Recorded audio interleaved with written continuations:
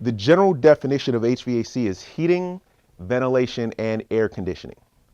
However, that is not the way that I use the term. The way I use the term HVAC is heating, ventilation, and cooling. When human beings learned how to use fire, that was HVAC. If you used ice or snow to make something cool, that is HVAC. I don't care if it's where you live, where you work, where you go to school, what you travel in, the food you eat, the clothes you wear. HVAC touches on everything, because HVAC is essentially talking about the way that substances respond to heat and pressure.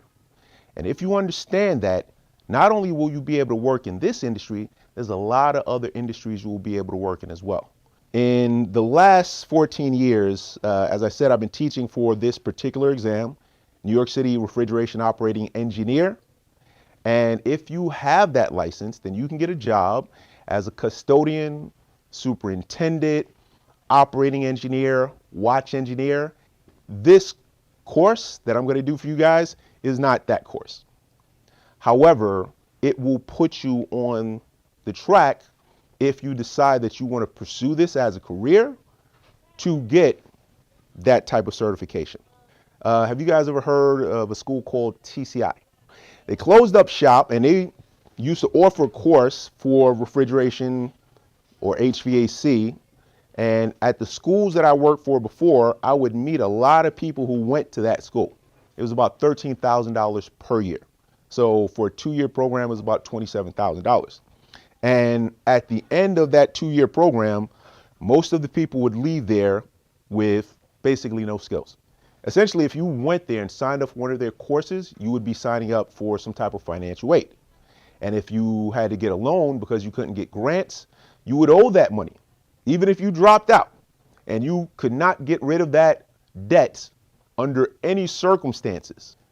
Imagine trying to acquire a skill where you go like once or twice a week over the course of 4 or 5 years. Do you think you would get really, really good at it? No. So what I wanted was to have a program where I could train people in an intense way. Everybody here has a smartphone, right? And I'm assuming you all go on what's popular, Snapchat, Facebook, Instagram, all the Twitter, whatever it is. Why can't we do that but learn that way as well? I went to the fire department. I said, I want to do the same exact course where I can train people for these 6-figure jobs, but do it online. I was at a graduation for a friend of mine. He has a coding school. And I like that model where it's like 2 or 3 months and you're working on the stuff constantly and you really, really get into your brain. So I said, okay, let me use this as an opportunity to work with young people. I want to prove that this can work. Because if this can work, then I can do it with other people in your age group. Let me make something very, very clear. You guys will learn in this course about HVAC. You'll learn about the equipment. You'll learn about the principles. You'll learn electricity. You'll even learn how to repair some of this stuff. But it's not about that. This is not about learning how to repair HVAC equipment. What this is about learning about yourself. You will learn how hard you are willing to work to get what you want. That is the only reason to even go to school. You are not there to learn a subject matter. You are learning how to be successful in your life. HVAC is such a broad field. When we talk about STEM in school, science, technology, engineering, and math, HVAC encompasses all of that stuff.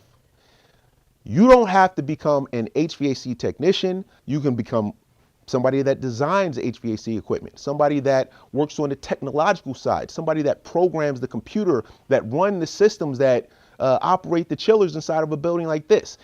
This is water that is boiling at room temperature. If I change the pressure, I change the boiling point. The reason why I'm doing a demonstration is to show you, as opposed to just saying this is what happens.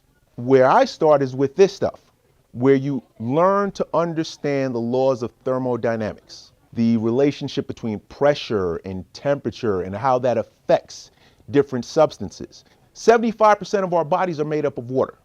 If I can get water to boil at room temperature, that can happen in your body. Human beings cannot work or live or play or do anything unless the pressure and humidity circumstances are with a certain range.